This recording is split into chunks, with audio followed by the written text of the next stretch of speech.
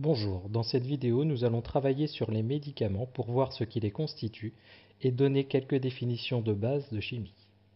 Les prérequis nécessaires à la bonne compréhension de cette vidéo sont de connaître quelques tests caractéristiques et de savoir ce qu'est la formule d'une espèce chimique.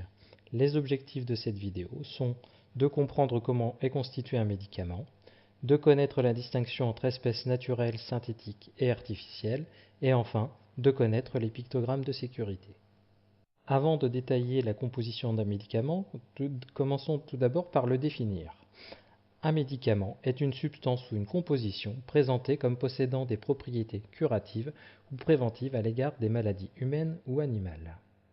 Si nous observons une boîte de médicaments, par exemple ici une boîte de Dafalgan, nous observons plusieurs choses. Tout d'abord, paracétamol, donc le nom de la molécule à effet thérapeutique, 500 mg le dosage, douleur et fièvre, donc sur quoi elle agit, le contenant, donc 16 gélules, et la marque UPSA.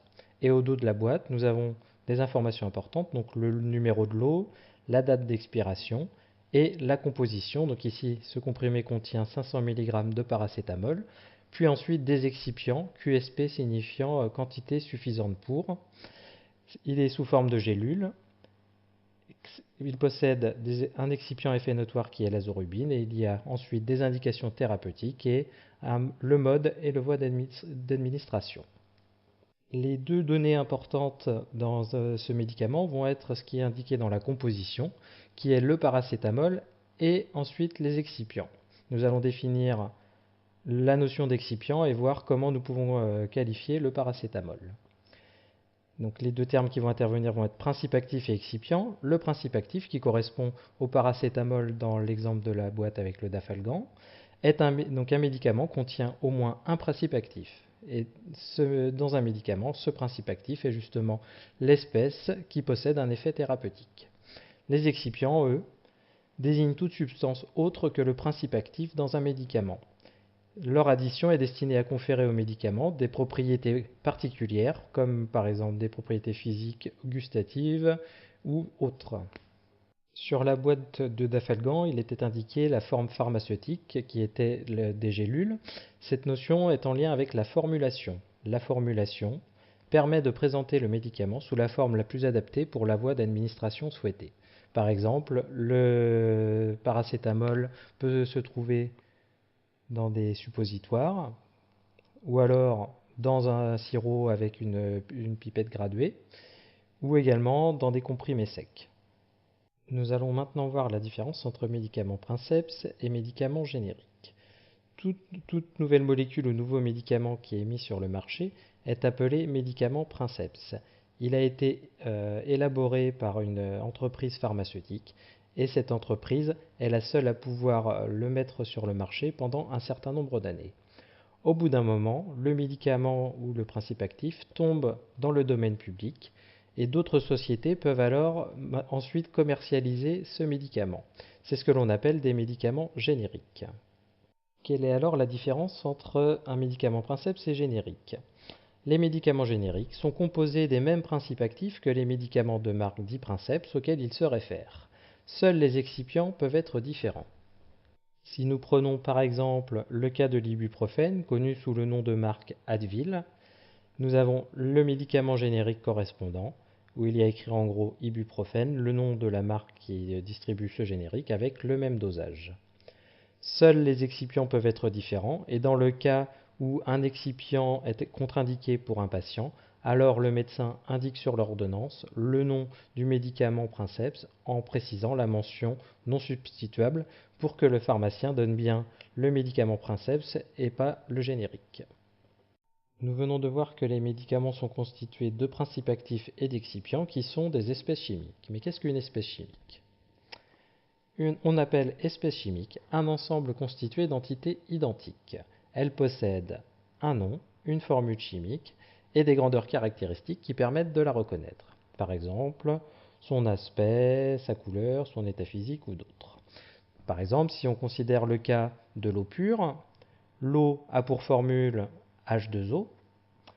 C'est un liquide à température et à pression ambiante et elle est incolore et inodore. Parmi les espèces chimiques, nous allons faire une distinction entre ce que l'on appelle les corps simples et les corps composés. On appelle corps simple une substance constituée du même type d'atomes, alors qu'un corps composé est constitué d'atomes différents. Par exemple, le cas du diode de formule I2, ici. Et bien donc il est constitué de chaque molécule est constituée de deux atomes d'iode. Il s'agit donc ici d'un corps simple. Alors que l'eau, que nous avons définie précédemment, de formule H2O, est constituée de deux atomes d'hydrogène et un atome d'oxygène.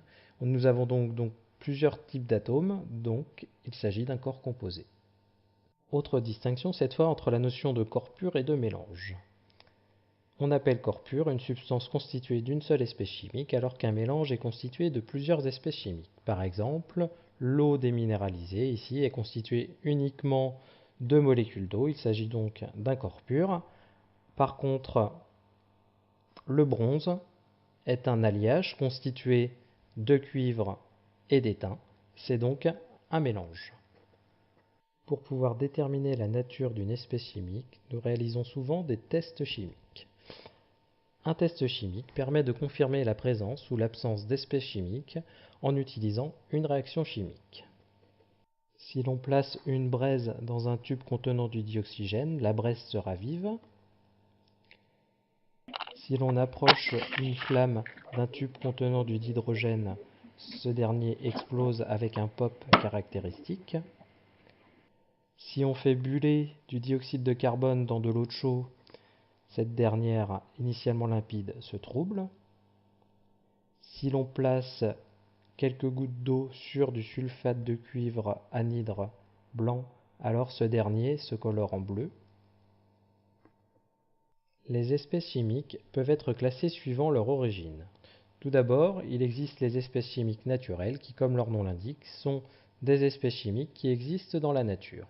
Nous pouvons prendre par exemple le cas de l'acide salicylique qui à température et pression ambiante est un solide blanc et qui a pour formule topologique la formule suivante. Cette molécule, l'acide salicylique, est présente dans la nature, soit dans la reine des prés, qui est une plante que l'on trouve dans les campagnes, soit dans l'écorce de saule. Autre catégorie, les espèces chimiques, cette fois dites synthétiques. Les espèces chimiques synthétiques sont préparées par l'homme à l'aide de transformations chimiques. Elles peuvent être identiques aux espèces chimiques naturelles. Par exemple, si nous reprenons l'acide salicylique que nous venons d'utiliser précédemment, cet acide salicylique peut être synthétisé à partir du phénol, sur lequel on utilise de la soude et du dioxyde de carbone, pour obtenir l'ion salicylate, puis ensuite par l'effet de l'acide sulfurique pour obtenir l'acide salicylique. Il y a donc eu deux étapes, donc deux réactions chimiques qui ont permis de passer du phénol à l'acide salicylique. Cet acide salicylique produit à partir du phénol a exactement les mêmes propriétés que l'acide salicylique extraite de la nature. Les deux molécules sont absolument indiscernables. Et enfin, dernier type d'espèces chimiques, cette fois les espèces artificielles. Les espèces chimiques artificielles sont des espèces chimiques synthétiques qui n'existent pas dans la nature.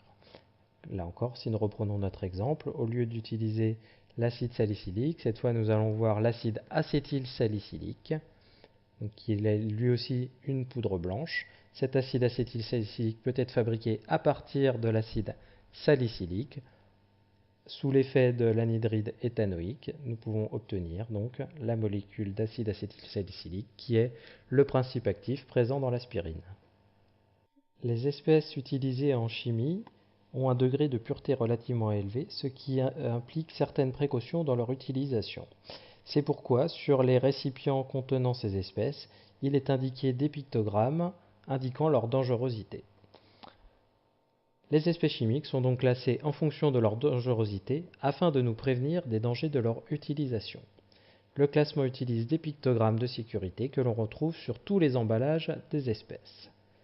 Donc, soit il s'agit d'agents mutagènes, soit d'espèces inflammables, soit d'espèces polluantes, soit d'espèces toxiques, soit d'espèces qui est comburant, soit d'un gaz sous forte pression, soit d'espèces explosives, soit d'espèces irritantes, ou alors pour finir, soit d'espèces corrosives.